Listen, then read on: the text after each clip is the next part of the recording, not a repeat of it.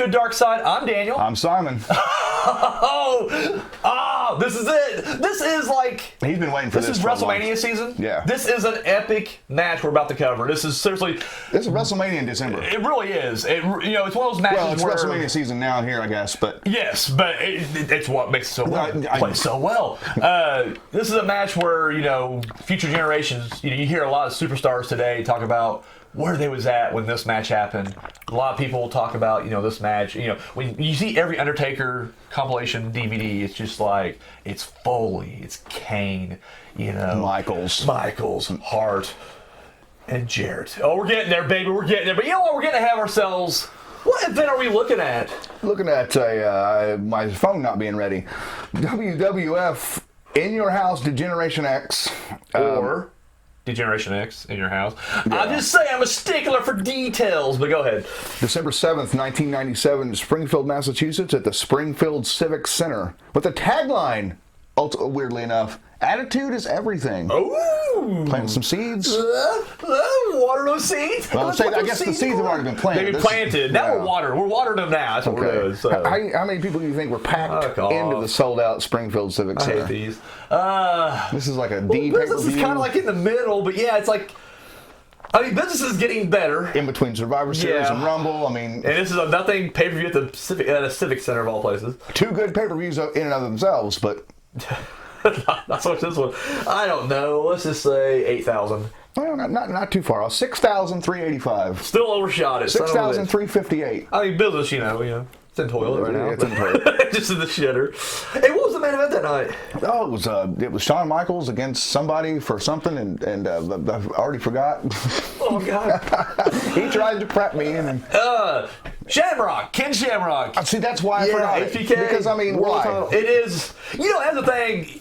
Why Ken Shamrock? It seems like a joke now. But back then, it was legit. Like, I do remember watching around this time, and it really was like, it felt like he was in that main event spot. Like, he was being pushed hard. He seemed legit. And me, I was familiar with him because I was actually watching UFC. Like, I'd get along with buying or renting the Coliseum video. Like, I'd always pick up a couple of the UFC tapes. Yeah, you guys were a big fan of that shit back then. I knew a little bit of it. It was way better. But the thing is, I knew about Shamrock for sure because my parents used to watch 2020 and Dateline and all that shit, and so I saw it then and think holy shit, and then when he showed up in WWE, when they would do the hit pieces on it and stuff. Okay, yeah. And so I do remember him from that. But no, at one point he was legit, and then it seemed like I think the problem was he was too tough.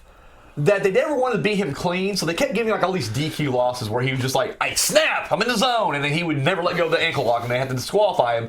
But you never progressed him that way, and he just kind of got stuck in that funk. Yeah, I just think he was too bland. See, I disagree. I think he was awesome. I understand he was intense. Not a great promo, sure, but I think in the ring it spoke for itself. But I think they didn't know how to market that. Because you got two guys, and this is a little later on, but because I remember I think they tagged together one time, two guys that were legitimately tough, knew their craft, and that's Steve Blackman and Ken Shamrock. Yeah.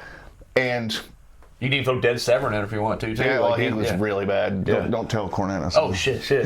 But it's man, because I was fans of them. I liked their matches, but it's man, they just... See, I love and then they try to put a piece of cheese on Blackman's head and team with Al Snow or some shit. I liked head cheese. I ain't gonna lie, I was a fan. Oh, but Lord. But no, same as you. I was a huge fan. WWF. I was a huge fan of it. I just feel like they definitely missed the mark. But I will say, when I played the video games, Shamrock was always one of my favorites because even in the games he was intense. Fuck, he throw him down the ankle lock. I don't know, he was great. Now I know we're talking about the Undertaker tonight, but who's that? Because Shamrock came in March, April, whatever, at WrestleMania. Now, like I said, 97 was the year I really started coming back and watching, but it was still sporadic. Yeah. But was Shamrock in the title picture through any of that time, or is this his first? This is it, yeah. The only time he flirted with the main event would be Canadian Stampede when Austin had to get his ragtag group of American wrestlers to fight and he was just happened to be one of them. But honestly, but it was a good build for him. He fought Vader in a pretty hard hitting match during that era, and so he was working his way up. So yeah, he definitely worked his way up and everything. So no, by this point now though, he was he was finally getting his due. Yeah, Like I said, unfortunately, the match ended bullshit reasons, and it is what it is. Now, can I mention something real quick? Absolutely. Now, this has nothing to do with Taker. We gotta do some filler in this episode. I Don't worry about gotta that. mention the fact that, obviously we didn't do the Survivor Series. Yes. And that's one thing, because this kind of comes back to the Shamrock discussion. It's weird that, like, on the heels of that's like Michael's next. I think because honestly, at this point, they were still Owen was still pissed at them, and he couldn't get out of the contract like everybody else could. So he kind of set it out for a little bit. I think that may have been a partial reason there. They're not wanting to pull a trigger with Taker yet because the end line for him is Kane at WrestleMania. Yeah. So it's like they don't want to waste, I guess, a Taker whatever match here. Or, that's next month. So yeah, I mean, once again, Austin and Rock are both in the IC title picture. So I watched a little bit of that match today too, and it was nice to watch a good match. Oh, sorry, did I spoil the whole thing? Turn it off. We're done. So, anyways, but yeah, I think it's just one of those things. We're transitional period, and we're having to scramble for some main event guys right now. And luckily, we got two that's on the rise. Yeah, really, I guess they were kind of low on main event talent. Yeah, and it's like, and once again, though, I mean, I don't want to make that sound like a knock against Shamrock because, like I said, at the time, I know. he did feel it just. But I'm looking at it through like 2021 eyes now, and I'm thinking like, well, wait, he's still after the Hart thing, like man, Michaels was on fire. Well, and the funny thing was, Michaels like Shamrock, but like you said, who else would have? Yeah, And like I said, it was just funny because they even bring Owen Hart in, but then like Michaels didn't want to fuck with Owen, so he's just like, here, Triple H, this is your feud for the next few months. And I'm sure even at that time they knew what their plans were for Austin, and they wanted to they wanted to do that a little later. Exactly, absolutely. So that makes sense. Get Austin through the Rumble, and then we'll get to there. So anyways, So I apologize for that. Oh no, you're fine because honestly. This is the point where I definitely got my 4-wheel drive tires on today. We're off-roading. We're in the weeds right now. Don't you worry about that. Yeah. So the match we're looking at, if you haven't already figured it out, Jeff Jarrett versus Undertaker. Now this is usually the point in the show where I was like, let's talk about the build. Let's talk about that good build-up. There's none. Let's talk about it. There is no build-up for this match. There it is. It really is. It's odd for Undertaker at this point in his career. It's an exhibition match. Here's basically what it is that Jarrett, whole show, besides Rock and Austin, seemed kind of... It really did. I mean, you had some thrown together feuds, but really... And some of them actually did have some build-up, but this one just had zero. I mean, this was a house show with cameras. It really was. Honestly, I kind of jump ahead against my review, but it's like, this feels like it should have just been a Monday Night Raw match or a Shotgun Saturday Night match. I mean, with the ending and everything, I mean, this feels like this is, But... basically, Jarrett has re-debuted in WWF. And making his in-ring debut. I'm like, well, for not the quite. Fifth time, or this is his first appearance since Royal Rumble '96. So I mean, he has been gone for about 2 years now. Well, he took the kick. He did. He definitely did. And we'll talk about that in a second too. But anyways, but no. So he's been gone for a little bit, and of course, despite what Michael Cole makes it sound like, it's not his in-ring debut. But it is kind of a weird repackaging for this guy, and we'll get to that in a second. But I kind of feel like okay, he is a name. I mean, regardless of what you really feel one way or another, I'll say from a kayfabe perspective, I have never liked Jeff Jarrett. As an adult looking back, I love Jeff Jarrett. I think it's a fun, entertaining guy to watch. WCW or WWF? I'll say WWF. WCW, he was too bland. Because he was just he was Southern in a Southern area, so it just kind of felt like you're just like every other jackass here getting Buckhouse Buck. So you'd piss him off. Oh, I'd piss him off for sure. But as a kid, I hated Jeff Jarrett, and I never bought him as a credible fighter. I just never did because I was raised on WWF, so I'm sorry. It's a big man's game. And unless if you're someone like Hart or Michaels, which Jarrett is not, I don't buy him standing toe-to-toe with anybody bigger than him. And he definitely, you could tell that he had that local guy, the way he portrayed himself, like you could see where he probably did pretty well in the in the territories or whatever, when he worked Memphis or whatever. I'm sure CWA, USWA, he was probably killing it, and he comes up to the big leagues and is like, guess what, you're not doing that. In that era, you're seeing a lot of guys come up that just come out of that, and it's like,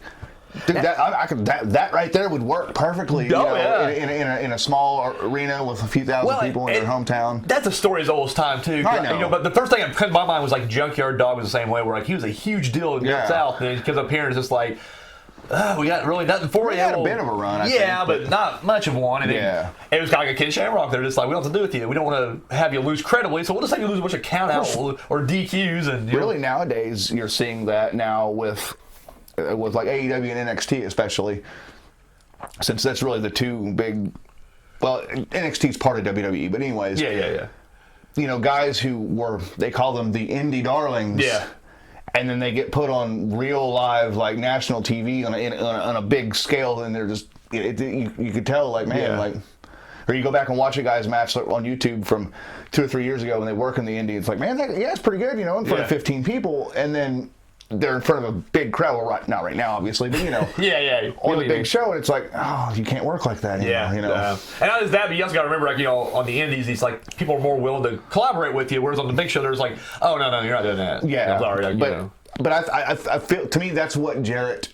That absolutely local charisma. Like he was definitely the big fish in the small pond. Yeah. And then they threw him into the ocean, and he's just like, oh. So here you got Jarrett, who's made his in-ring debut. And but then you got Taker. Now, granted, we're not telling you nothing about his star power. Obviously, Taker's the fucking Taker. You know, he's the man.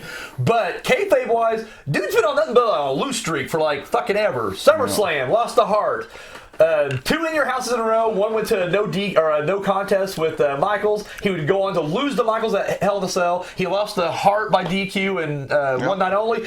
He has not won a pay-per-view now in 4 fucking events. So great August, matches, though. Yeah, bro. Yeah, well, great not matches. Great. All of them not great. But so kayfabe sense, this kind of makes sense. If this is legit sport, and you're a promoter, and you got a guy who was a name at one point, who, you know, he's kind of a mid-card guy, but guess what? Your top guy is now, in the rankings, he's now becoming a mid-card guy. He's on the level of Jarrett. He's on the level of Jarrett. I'm sorry, Taker, but you are. You keep losing, you're down here now. And so, what do? You put them together. You know what? I will say it's interesting. This was not officially like a number 1 contender match. I never said anything like that. But in Jarrett's promo, he even says, I'm going to use Taker as like a stepping stone and so forth to get my shot at the world title. And even JR during the match will say, like, you know, one of these guys could easily go on to get a world title match. So it just seems like... Now, I don't see that as being like... No, because it seems like it is kind of like, you know, they're positioned there. And once again, like we just mentioned, kayfabe or not, there wasn't a whole lot of guys on that top level. So it's just like... If Shamrock or Michaels, whoever wins at the end of the night, who are they going to face next? Clearly, it'd be one of your top guys here. You wouldn't want to be Austin or Rock because they're fighting for the IC title. So it's like, who do you got? This is it. It just kind of sad to think that like Jarrett and Taker's the 2. That's the Taker not so much obviously, but it's like Jarrett's on that level. Yeah, and that's when you say it, it's not like, you know, you can say like, man, they rose Jarrett up to Undertaker's level. They put Undertaker down. Yeah, Taker came down. That's exactly what it was. And I understand. I mean, we'll get into the review and stuff, but I understand more kind of why the match was a thing. But I'm not sure it should have been Jeff Jarrett. But no, I agree. And actually, we get the review. I'll definitely drop my thing right there. So you got Jarrett and Taker, and you know that's kind of the reason behind it. Now let's be real. There was no build-up. However, the story about this match. It's all about Taker and Kane. That's all they're talking about during the match, which is understandable. It's a huge storyline going through the rest of the time. But once again, it was like a storyline at the expense of this match because it really was just like, this match is nothing. It's all about... I'm thinking, like, could you have done a promo instead, maybe, to further that storyline as opposed to doing a whole match? But, hey, Jarrett got payday and so did Taker, so I guess, you know, who's really bitching? I'm like, you know, complaining. So anyway, so that's the story going into this thing. Let's talk about Jarrett's outfit. Theme music? I was going to wait for you to bring it. Yeah, the theme music, because you brought that up, I think, maybe off camera last time. Yeah. You were just, you know, when you were prepping me for the next thing we're going to watch, and you said something about just listen to that theme music. And I asked you, I said, is it one of those overdubbed, like, WWE Network, like, they'll do that sometimes? He's like, no, that was his real That was it. That was his... And, wow. Talk about songs that really kind of take you out. I mean, they took that right out of Jim Johnston's ass. He just like, I don't know, I got this here. Because I feel like, you know, even like, you know, like let's like the Nation Domination music. That gets you kind of pumped. Yeah. We are the Nation Domination. Boom, boom. It's like, fuck yeah. Okay, we got a match coming. Stone Cold, Bret Hart. Like these are all music that's just like yes. And then you get this song. It's just like jobber music. It really is. And not just that, but it's just like. it's bad jobber music. Like, you know what bad jobber music is? Like a bad 80s Journey sounding song. Just the guy comes out. It's like, I can get behind that even. Play any of the WWE video games. Like when you go to Created Wrestler, they got a whole list of generic songs to use.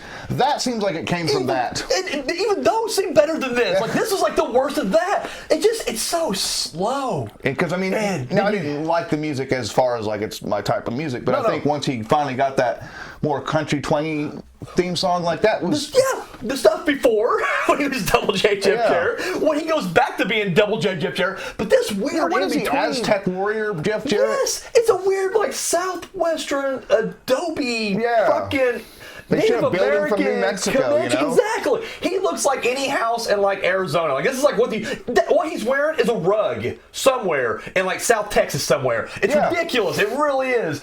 Oh, and I'm just like, I thought this was the era when Jim Cornette was with him. That won't count for another month or so. So it's just like he's by himself doing this. It's just like, what?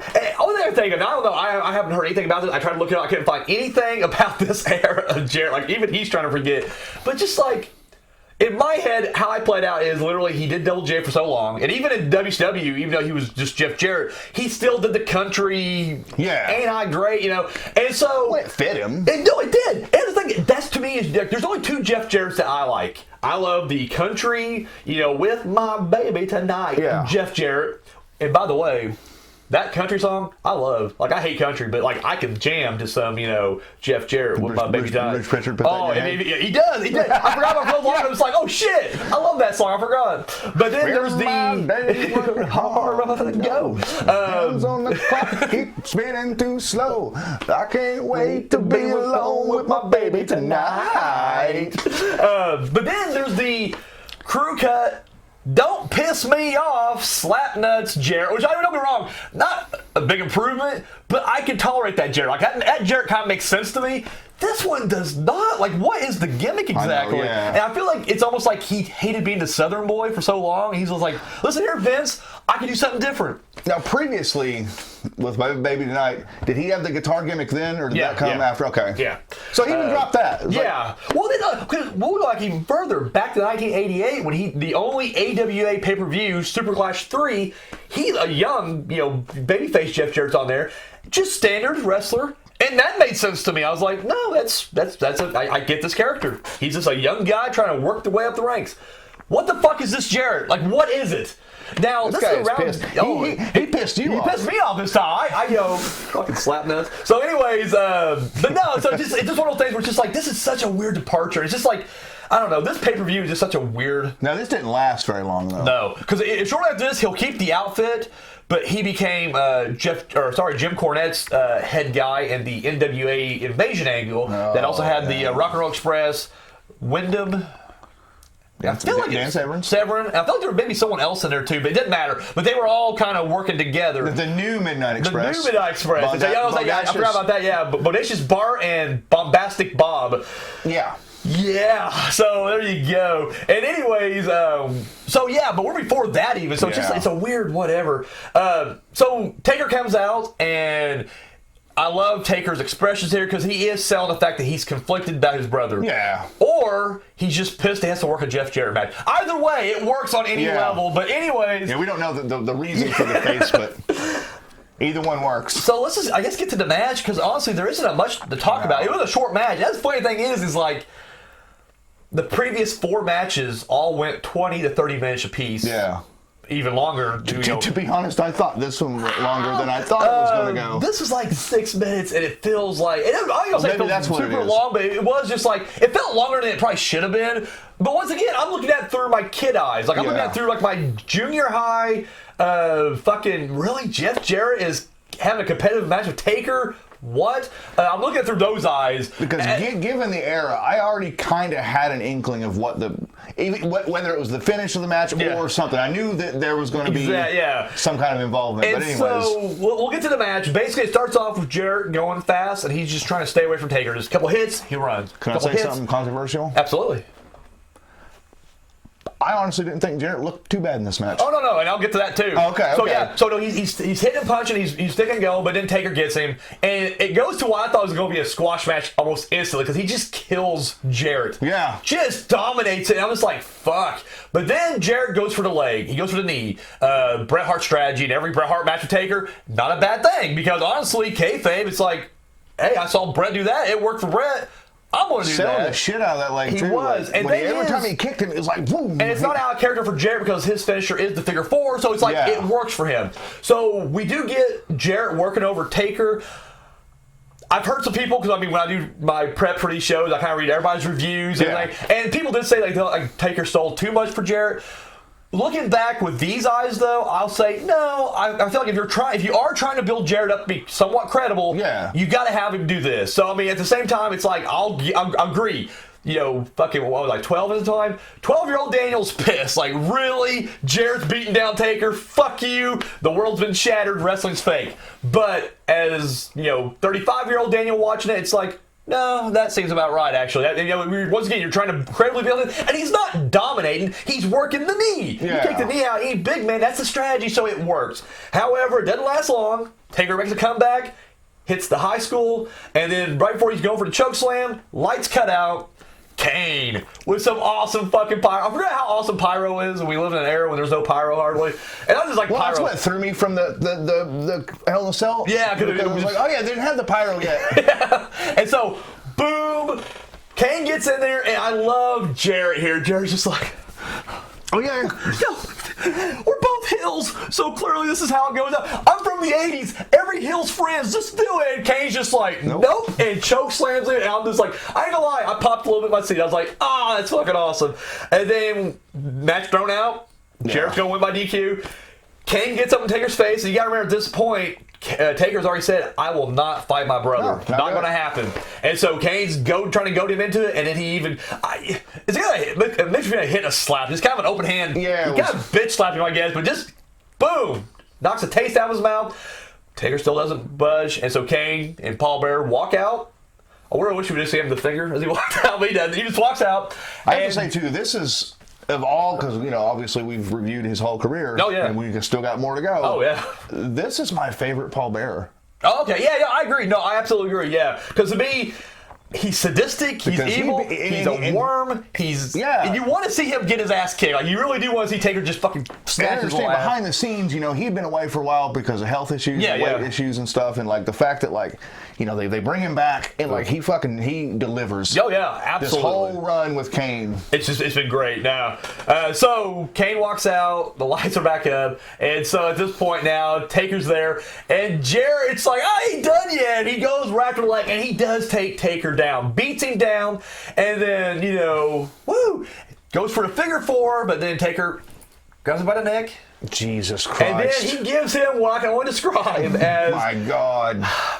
I mean, kudos to both men for being able to pull this off. But still, I thought it was Taker went he was putting some mustard on it. I was when he goes Jarrett back, probably jumped too much. And when he jumped, so one of the reasons was when he comes back, it was too much, and he almost loses control back here, and he comes down quickly with it. Luckily, no one got hurt, and he lands it. You can just tell that was not supposed to happen that way. And you can even see he's supposed to be upset about Kane. He's probably pissed. It's like, what the fuck. This is why Jarrett's run came to an abrupt end right here. Yeah. So anyways, so Taker gets out, and then I love this because as Taker leaves, and we do like a little recap package and everything, we come back, and Jarrett's in the ring, and he is celebrating like he just won the world title. And I'm like, that is brilliant. If I was ever a pro wrestler, that's my thing. If I win by any ridiculous way, whether it be forfeit, count out, DQ, I'm going to celebrate like I just won world title at Madison Square Garden at WrestleMania, and he does the strut, and then he's like, referee raises his hand, he's just like,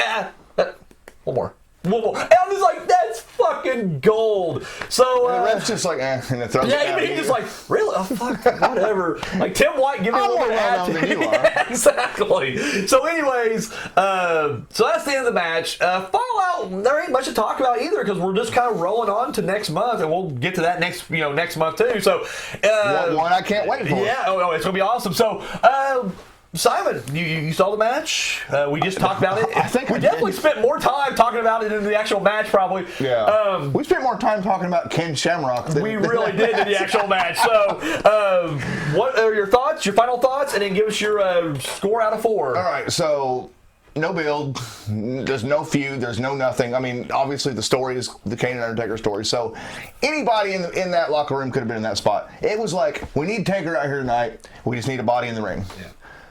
Jeff? All right. I just came back. Sure, why not? Yeah, you know. I need something to do.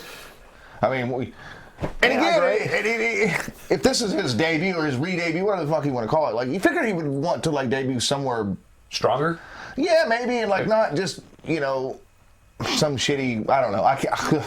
But anyway, so I get, like that's what I was telling you before, I get why the match happened, because of the finish and everything, because, you know, we're building. You know, if you've been watching Raw up to that point, that's been happening pretty regularly. Oh, yeah, absolutely. And, you know, Kane also will come out and choke slam Kai and Tai for no reason. And the headbangers, and, you know, anybody gets in his fucking way. Which I do loved it. Oh, yeah, like I said, totally agreed. My favorite Paul Bearer again. I can't, because I'm looking at him like when Kane's there standing next to Undertaker, he's just, you don't hear him. You kind of do a little bit. Yeah. I mean, like, passion. There's passion. You never see that when he was with Undertaker before. A little bit, maybe. He's more subdued, but he wasn't. I was gonna say he's more sadistic now. Shit than too. Like, what does that mean? When he's like a face, he would just be like, "Oh yes, good job." You know, it was just like here he's like he's pissed, and I love that. Like I said, he was gone for a while, and you know, and for health reasons and whatnot, and they brought him back for this, and like I don't know, something in his head, like he's at home going like, man. Well, like, I have to over-deliver this. Well, it's like even his previous 2 people he managed, or 3, I guess you count Executioner, but like Vader and Mankind, he didn't really seem like he had this much passion. Like he did, and it was. I mean, I'm not trying to take anything away. Like he did good those 2, but it's just like here, it's like he's taking it to the next. Almost like he realizes how important this storyline is overall, and he's taking it to the next level. And he even kind of breaks the kayfabe, or breaks the fourth wall. Mm-hmm. You know, he takes off the makeup, and his hair's his natural color. Exactly. And it's like, you know. And now I don't think he ever came out and actually said it, but he's like, I was playing a character there. Yeah. This is me. This is how, Yeah. It feels that way, Well, it sucks that I'm talking so much more about Paul Bearer than the match. Jeff Jarrett and Taker. But the thing with Paul Bearer, though, that I like about him, too, is it reflected the people. And I think I may have heard this somewhere else, so I don't want to take credit like I came up with it. No, but it was like, I heard with you. Taker, he's pale black hair. Mm-hmm. But with Kane, makeup's off, so it's just his face, which is naturally got some color to it, and his hair's lighter, like fire. It's almost like this is the Kane manager as opposed to. Yeah, and I really like that. Okay. Like, it really is kind of a cool, little thing there. He went with the red ties and stuff. Exactly. So it was, it just. I don't know. It just seems like you're right. This is more him. Like this is more his personality coming out, and not just that. But it's also just he's much more passionate, which is that's what wrestling's all about. No matter how ridiculous the storyline is, as long as you're showing passion in it, that's what matters. That's what's going to sell it. And I mean, once again, you buy it. So. And I know it's difficult because it always goes back to the era that you grew up with, but like, it sucks that like. Honestly, Percy in general is like not really as high up on a lot of manager lists than he should be. I don't think. Think so? Yeah, I think I mean, obviously he's going to be under like Cornette and Bobby Heenan. Yeah. Which he should have been first. But anyways, and like Jimmy Hart and those guys, like Percy's there, but like he's never like a top 5 or in some cases not even a top 10. And it's like fuck, dude, he's so good. He's good. Dude, have you ever seen anything pre Paul Bearer? Clips, but never nothing really sticks out. That wasn't so great. Yeah. I would say bleach blonde hair. Percy Pringle the third or something like that. He was trying to do his Bobby Heenan. And I wasn't. I don't know. I saw clips. It wasn't. It's just weird. I don't like it. It's just that I'm not used to that, and so at least even with this Paul Bearer. You see the evolution. You see, he's pissed. And that's why. You know what? And whereas with the early stuff, it's like there was no context for the clips I was watching, so it's like I just see him. Somewhere in here, we're going to have to do a bonus episode and just do an episode on Paul Bearer. Well, I was going to say, honestly. Now that I've said it, not just that, it just seems like I also want to, like on my own time, rank the managers and just see where was Paul Bearer actually fall. Okay. In my, because I'm just thinking to myself, like, you're right, like he's really good. But you're right. Whenever I think about my favorite managers, he never comes up in my head. Like it always is like the ones you mentioned before, But I don't know. Something for a future episode for sure. So, but anyway, so back to your review of this match. Oh shit! Yeah, you're still reviewing. Still reviewing. Like I said, for what it was, I thought Jarrett looked pretty good. Yeah. I mean, he definitely he couldn't wrestle Undertaker. Yeah. But I mean, I think he wasn't clumsy in the ring or anything. No, I think his heelish, again, it's more of it reeks of territoriness. Yeah. But his heelish mannerisms in the ring and the things and stuff like that, like, I thought it was all right. I thought it worked. And he did improve a little bit over time. Yeah, as you said, you did enjoy his matches later on. Yeah. But as far as Undertaker overselling, no, Undertaker's a fucking professional. Yeah, no, I agree. No, that's what I'm saying. That's what people were saying. I agree that I think you had to have that. So. Yeah, especially like a leg kick. I mean, fuck it. That's well, that was that, but we've already seen him go down with Hart, and even like Michael's maybe worked the D2, but it's just like but like you Hart. said, he's not Bret Hart and Shawn Michaels. Yeah, exactly. But at the same time, it's like, even from a kayfabe perspective, that would be your tactic against Taker. You wouldn't want to go after power versus power. You'd be like, no, I'm working that knee because, So what's your final grade, your review out of 4? What are you going to give it? 1. You going to give it a 1? Yeah, I was thinking 2, but that was mostly because of the Kane interference and stuff. But that really I don't know. I'm going with 1. 1? All right, fair enough. Sorry, Jeff. I'm not going to repeat what he said because honestly I feel about the same way. I feel like this match is just standard. That's the thing. I felt bad just kind of breezing through it, but there was no highlights because this match really it's forgettable. Like people talk about the Hart him match at One Night Only was like this uncovered gem that people don't talk about, but it's like this is just completely forgotten. Like no one talks about him fighting Jarrett.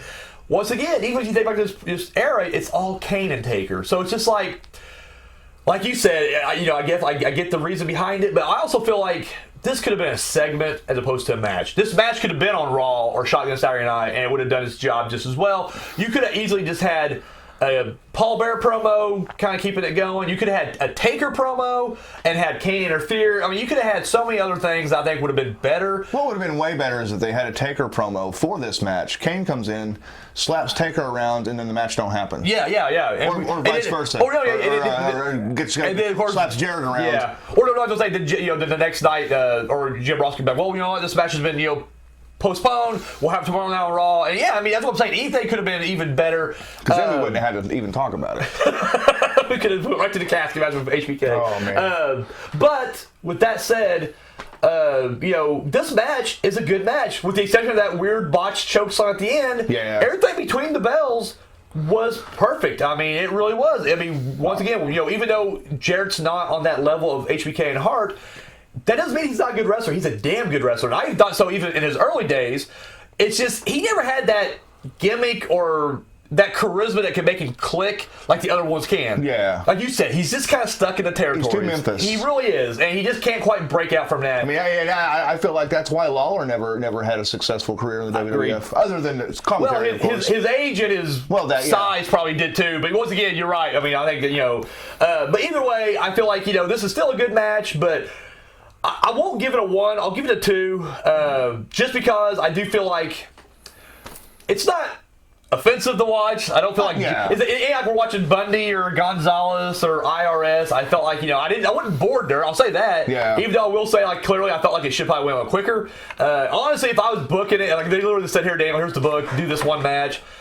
Even 35-year-old Daniel, I would have said squash match, match, or a quick Kane interference. Yeah, squash match, and Kane could have still come out and done his thing. And I'm saying, you know what? And then if you try to build Jarrett up, don't put Jarrett in a fucking match. You can put anybody in this spot. You could have gave Jarrett a squash, or not maybe a squash match, but a little exhibition match against a lower level face. He could have wrestled Brian Christopher. Could have bumped him up the level a little bit. You could have been like, look at me, I got my re-debut. I can win my match and look strong, as opposed to just being kind of slightly jobbed out in a way to Taker. He got the win over Taker, though. He got the win, and that's in the books forever. That's it. And that's the funny thing is, we always joke about how when's Jarrett gonna get his moment? Ever since the Royal Rumble '94, he was one that he got a lot of punishment from Taker. And even though Taker would fall at the end, it was Jarrett going, fuck. Like everybody else is moving on, but I haven't moved on yet. He tried to get some revenge at Survivor Series '94, and fucking Chuck Norris kicked him in the chest. Fucking chest. What's funny is Cornette says it. Everybody said that it was meant to be like sweet chin music. Yeah, because it was his jacket or something. And it was a G. He did have the But Bruce Pritchard, on the other hand, he goes, no, it was always meant to be a sidekick. Because I'm a 3-time black belt martial artist or whatever. And he goes, and I'm like, dude, he drinks the Kool-Aid so much. It's just so ridiculous. Even on that, he's just like, it's like, no, even kids at home was like, that didn't look right. Like, that wasn't supposed to be a sidekick. But anyways, Jarrett got stopped by a kick, and he can't attack Hollywood Chuck Norris, so he's like, I'm going to get Taker. And he went away for a little bit, and he came back, and he redone himself, gave himself a reimagining. And he did it. He defeated the Undertaker, and he's done. And to my knowledge, I don't know if they've ever crossed paths again. Didn't need to. I'll say, Jarrett wins. He walks away. I'll take a page out of your book and go into kayfabe land and say, Jarrett comes in back into the company. Vince says, all right, pal, we'll bring him back. Yeah. Well, what do you want to do? Taker. And Vince is like, oh, no, pal, we can't do that. He's like, no. Taker. Goddamn, pal. Walk. He's just like, we don't want to lose Jarrett again. I've been trying for 3 fucking years. He's like, come on. Every time I was this close, and there was this guy or this guy, and this guy got in the way. It's just me, and it's him. No excuses. No, there's no. And then Kane comes and fucks it up. But guess what? He still wins. Yeah. And I feel like even kayfabe, it's literally Jarrett's ego just like, I did it. I fucking beat the Undertaker. Woo! Like in kayfabe, he's like, man, ain't I great? He still couldn't beat me without interference. Couldn't put my shoulders in the mat, could you, Taker? But you know what? I got the win sometime. Woo! So yes, I'll see you. So I give it 2, you get 1. So it gets 1.5 stars, which seems fair. So it really does. So that's it. I'm really sorry. I mean, like I said, from a technical standpoint, it's not a bad match. It just feels misplaced on this card. So that's all we got for this week. You got any other things to add on this before we head out? So that's it, guys. Tune in next month. Actually, we're going to have you feel that? you feel that rumble? Feel the rumble. We're actually going to be we don't have to watch, do we? What? Do we not have to watch the Rumble? About to watch the Rumble, actually. It's the first time. Yes. I was saying we haven't had to watch, last This guy can't wait till Taker's in a Rumble. He's like, I love it. I love Rumble. I love to sit and watch it for an hour and a half. Remember we did double duty last year. We had to do a Vader match, and then we had to do the Rumble afterwards. Yeah. So it's like, yes, no Rumble this week or next month, but we do have an awesome match to take its place, so we'll get more to that next month. So, oh yeah, I'm Daniel. I'm Simon. And guys, we'll catch you next time.